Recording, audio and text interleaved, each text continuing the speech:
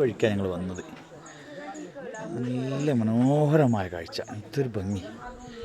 താഴെ മുഴുവൻ അഗാധ ഗർത്തം, ഗർത്തത്തിൽ ഉള്ളിൽ കോടം വേണ്ടിയിരിക്കുകയാണ്. കാര്യമായിട്ടൊന്നും കാണാൻ കഴിയില്ല. നല്ല തണുപ്പുണ്ട്.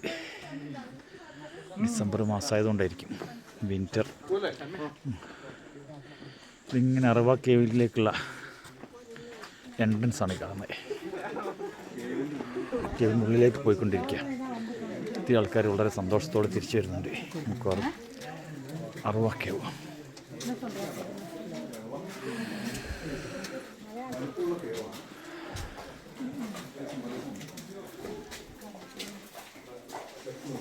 ഇതിൻ്റെ നേരെ ഭാഗമാണിത്. അതോടെ